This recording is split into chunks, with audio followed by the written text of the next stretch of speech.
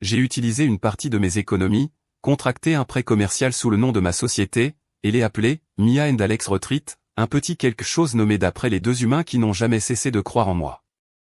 Mon comptable a pensé que j'avais perdu la tête. Vous voulez acheter quoi? Un complexe hôtelier en bord de mer? Pour un usage personnel, des locations de groupe, et d'autres choses, ai-je dit, d'un ton probablement un peu trop glacial. La rénovation a pris des mois.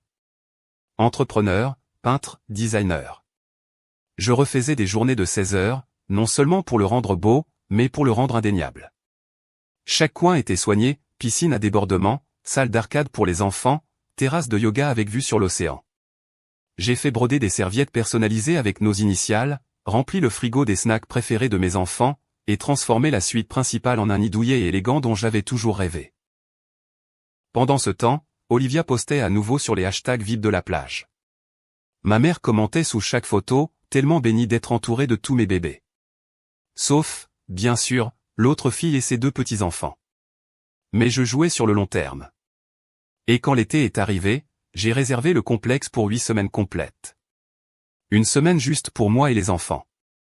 Les 7 autres pour des amis, des clients, des mères célibataires que je connaissais et qui n'avaient pas eu de vraies vacances depuis des années. J'ai organisé des semaines calmes pour les télétravailleurs, mis en place des babysitters et offert des séances photos gratuites pour leurs albums de famille. Les avis en ligne ont explosé. Puis le message est arrivé. C'était un texto de maman, un que j'ai capturé, imprimé et gardé dans un tiroir, tant il était délicieux. Salut ma chérie, Olivia a dit que ton petit complexe a l'air incroyable. Y a-t-il une chance qu'une chambre soit disponible en août? Le chalet a besoin de réparation et on s'est dit que ce serait sympa de changer un peu cette année. Tiens-moi au courant.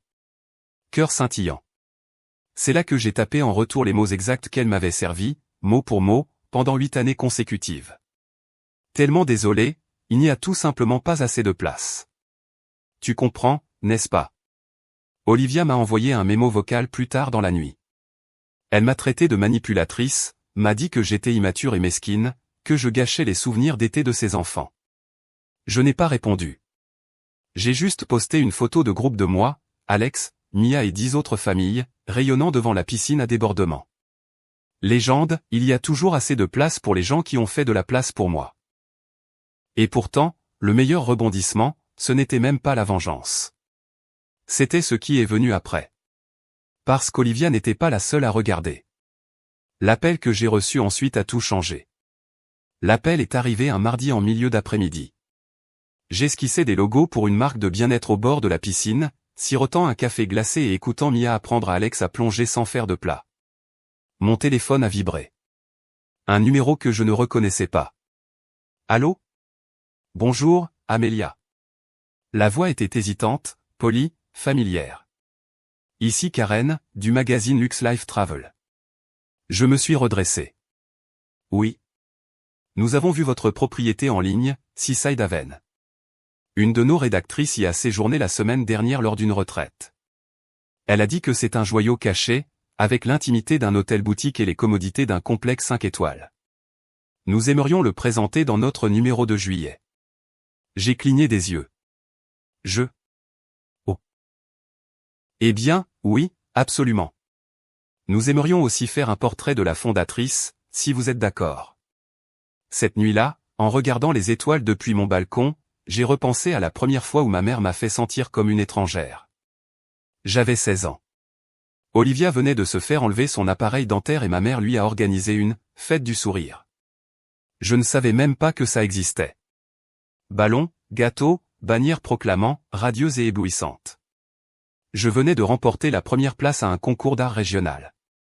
J'ai ramené le ruban à la maison, le cœur battant, pensant que peut-être, juste peut-être, j'avais enfin fait quelque chose digne d'être célébré. Maman y a jeté un coup d'œil et a dit « C'est bien, ma chérie ». Puis elle m'a demandé si je pouvais prendre des photos d'Olivia pour son album de sourires.